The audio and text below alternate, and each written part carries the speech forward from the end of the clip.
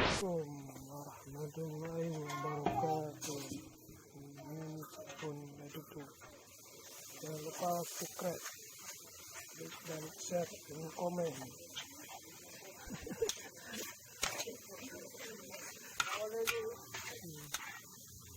Ini masalah mana?